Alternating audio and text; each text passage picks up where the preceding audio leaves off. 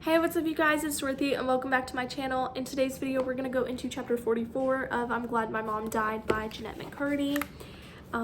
Yeah, let's just keep chugging along through this book, so let's get right into it. This book may contain sensitive topics or foul language. If you do not wish to continue, please click off of this video now. You have been warned. Chapter 44. Miranda and I were going to have a sleepover. I lie as I fix Mom had me a plate of steamed vegetables for dinner. I already ate dinner earlier on set and felt awful about it. I'm too ashamed to tell Mom.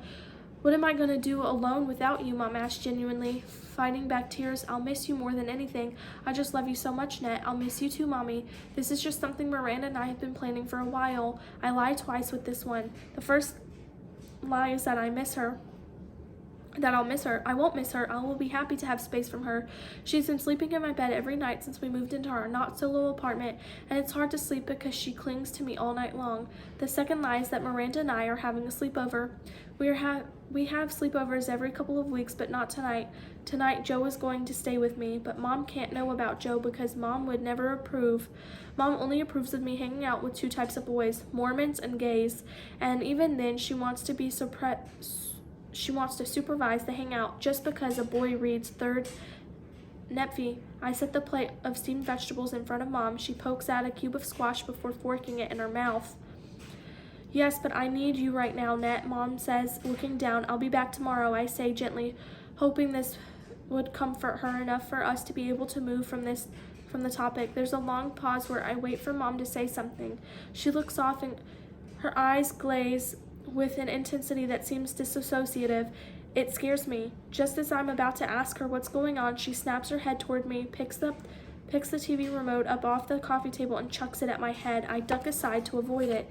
You're lying to me, you liar, Mom says, spitting as her face contorts. I'm gonna find out what's going on. Mark my words, you filthy little lying whore. Mom's been harsh with me, but she's never spoken to me like this, and you better bet your ass I'll be able to sniff the lies on you tomorrow when you come back, she says dramatically. It's obvious to me how much Mom wanted to be an actress, right, Mark? Mom whips her head around to my dad, who has been here the whole time, not saying a word as usual. He nods quickly, scared of her wrath. Fed up, I grab my backpack and start to head out. I'm gonna figure out what you're up to, you liar, Mom screams. My nervous system jolts, but I pretend to ignore her. I head out the front door, letting it slam shut behind me. Joe picks me up from the corner of Sunset and Vine. The passenger door of his Ford Taurus is slammed in and jammed shut from a year's old accident, so I crawl over him in the driver's seat to sit down in the passenger seat. I'm still shaking from my interaction with Mom. I look at Joe. His eyes are glassy. There's a sweet, rotten smell radiating off of him. I'm disappointed. Tonight was supposed to be our first night together as an official couple. I wanted it to be romantic and magical and momentous. Instead, Joe's sad and drunk, and I'm trying hard to resist the disillusion of it. Did you do what I ask anxiously? Yes, I broke up with her. I wouldn't be here if I didn't, he says, his words slurring. Right, how are you? He laughs. How do you think I am? Joe looks down like he feels bad for snapping. This side of him comes out when he's drunk. He starts driving to Sheraton Universal, where I booked us a room. I'm concerned that he's driving while drunk, but I fear bringing this up because I know it will make him more erratic. By the time Joe gets us there and we get into our room, it's past midnight. Joe tries to get the key into the key slot, but he's too wobbly, so I take the key and shove it in. I could have done it, he says. Joe stumbles in after me and immediately collapses onto the bed. At first, I think he must be really tired until he rolls over onto his back, and I can see there are tears streaming down his cheeks. His chest heaves. He makes this gross hiccupy sound. What's the matter? What's the matter? What have I done? What have I done? He sobs. We were together for 5 years. 5 years. We just moved in together and we were gonna get married. I lie down next to him and hug him. I'm the big spoon. He rattles on about his regret and remorse. If I were good enough, he wouldn't be feeling this way. He wouldn't be sad. I thought you wanted this, I say, looking for reassurance.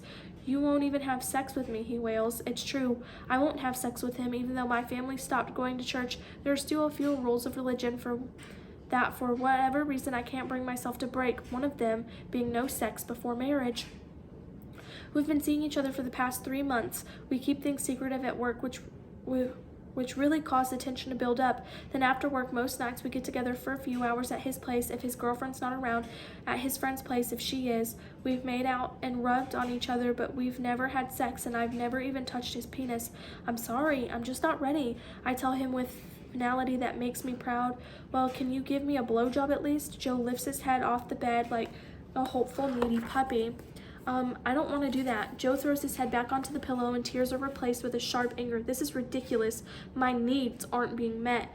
We can make out, I offer. I don't want to make out. I'm 32 years old. I feel stupid for just suggesting the idea and embarrassed for not being sexually advanced enough to meet Joe's needs. Even though I'm 18, I feel like a child. You're too young for me. This is never going to work. Joe starts to get off the bed. Okay, I'll do it, I say immediately, disappointed in myself. Joe lies back down and sprawls out lazily like he's already over the idea, but might as well go forward with it since we're both here. He unzips his pants and pulls out his penis.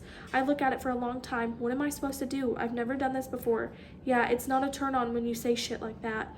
I've seen a certain shortness to Joe at times, but this feels different. I could justify his behavior as him being drunker than normal since I've never had alcohol myself, other than a splash of the Creator's spiked coffee.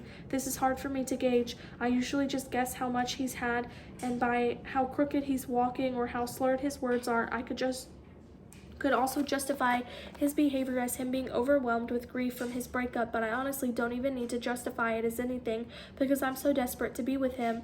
He's so much older than me and cooler than me, and I've never felt this way about anyone before, so I know we must have something special. I dive forward and then I start doing it, licking it and sucking it and hoping that's what I'm supposed to be doing and hoping I'm doing it in a way that's pleasurable to him, but I have no idea. I've been an actor for a dozen years. I'm nothing without direction. I'm about to finish, Joe says, with a gasp.